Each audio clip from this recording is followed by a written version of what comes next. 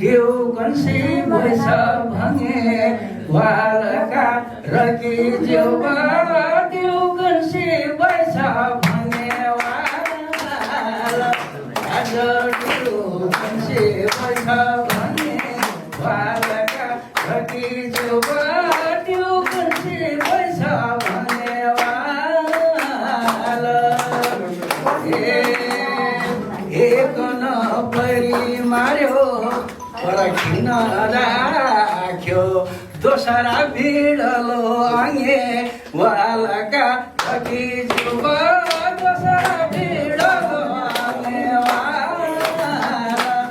आज दोसरा भिडलो आङ्गे वालका रकी जेउबा दोसरा भिडलो आङ्गे वाल देव कन्सी भैस भङ्गे वाल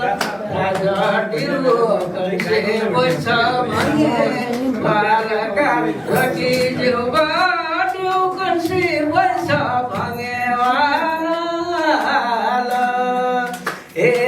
लो आङ्गे वालका रकी जेउबा त्यसरा भिडलो आङ्गे वाल आज त्यसरा भिडलो आङ्गे वालका रकी जेउबा त्यसरा भिडलो आङ्गे वाल शरीरे भुङ्गाडी भैस तोडीरे पालुङ्गे देव कन्सी भैस भङ्गे वालका रकी जेउबा देव कन्सी भैस भङ्गे देव कन्सी भैस भङ्गे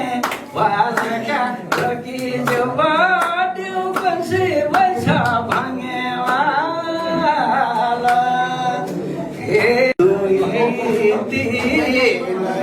सौथाकी छाडी तर वारका रकी जेउबा सौथाकी छाडी तर वार राजा चौथाकी छाडी तर वारका रकी जेउबा सौथाकी छाडी तर वार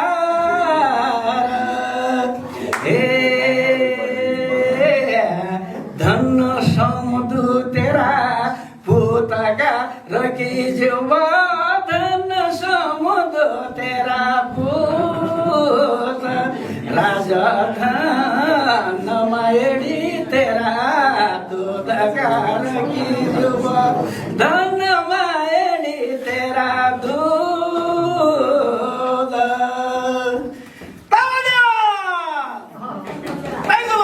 चिट्टा ढुक्रो उड्यो पाइको महाराष्ट्रभर बध्यवानगढमा महाराष्ट्रमा कार्के संग्राम चाहिँ बध्यवानगढमा कति पल्टन छ कि राजा मनोज सागी पल्टन 18 कोसमा भाइ 18 कोस चौडाइ 36 कोसमा महाराष्ट्रमा पल्टन भइरहेछ मल्तम लठडिया सभा चन्चारु कालिका पठान चारौं शेरदार चार मङ्गल 12 गाडीको जगढेउडो महाराष्ट्रमा भइरहेछ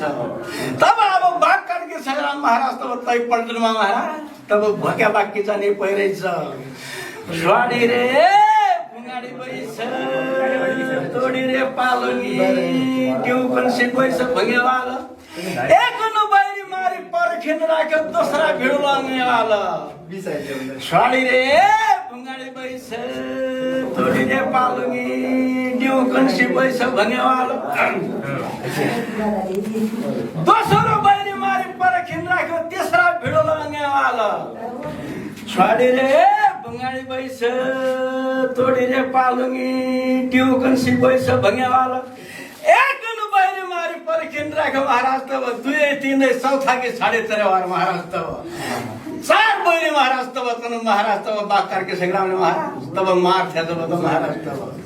तब जो 36 वर्ष मङ्गल महाराष्ट्र गयो जब त साव पैकी गम्बिडा खाइ चाहिँ कहाँ पैकी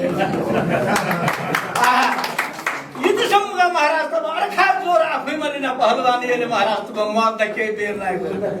यो महाराष्ट्रमा हमलाई के राखिदियो भनेर महाराज तब तैजमान पासे चिट्टा ढुक्रो उडो पाइयो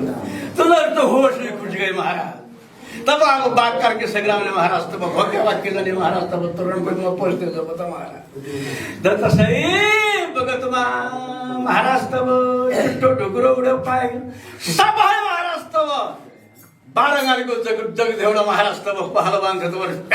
तब महाराज तब ताई चुलीपट्टि उठाए गदाइने हालेर महाराज तब ताई गदाइने हालेर लड्यो बसेको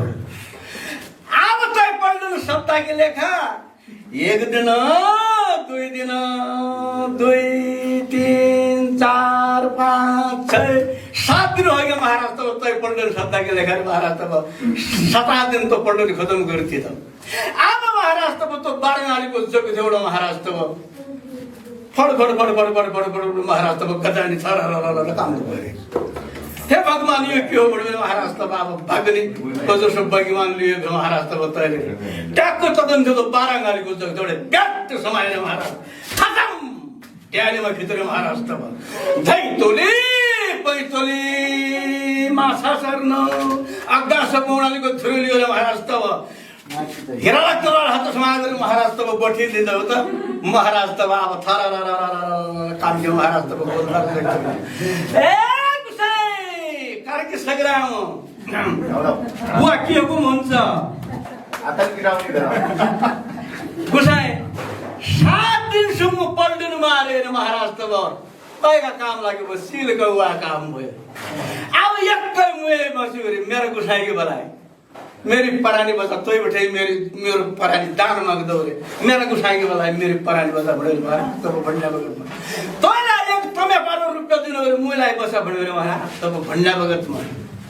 सुसी सासी भाइ इतनी पल्टन मारे त सिल गवाको काम हुने अब येलाई महाराज तब मारे गरे कि भयो जसरी रुपैयाँ जान दिन्थ्यो त भनेर महाराज तै जमाना पछि चिन्ता ढुक्रो भयो अब तैलाई छाड दिएछ जब त महाराज तब ट्याक्क भित्र गयो महाराज एक तमे 15 रुपैयाँ दिएर जदेऊ महाराज कार्के संग्राम मुडेर महाराज ठाकुर जय ढोक दिएर पुछडबाट ढडवा जनी भन्जे हुजुर त आँखा खेती ना गाउ तैका एक तमे रुपैयाँ दिएको महाराज तब त भाँच गयो अब दत्तसै भगतमा महाराज तब चिट्टा ढुक्रो उड्यो पाए अब बधेवान गणके पल्टन महाराज तब बा कार्के संग्रामले साथ्य जब महाराज तब सारा समाज महाराज तब तैको महाराज तब अंकमान गत बस गया दत्तसै भगतमा महाराज तब जय बाबू जन्म होय संग्राम कार्की तै बाबूको जय जयकार जय माई जन्म होय संग्राम कार्की तै माईको जय जयकार भनेको त कै भान्जो भनेला छन् सभा त कै भान्जो सुनेलन जे सभा शुद्ध कि बागे दर्शन कि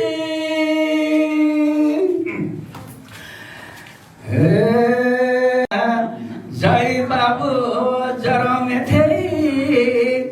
संग्राम कारकी तै बाबू को जय जय कारका रखी जुब तै बाबू को जय जयकार मै त तै बाबू को जय जयकार कारकी जुब तै बाबू को जय जयकार ए जय माई जरम थे संग्राम कारकी तै माई को जय जयकार रखी जुब तै माई को जय जयकार हस्त धन्यवाद।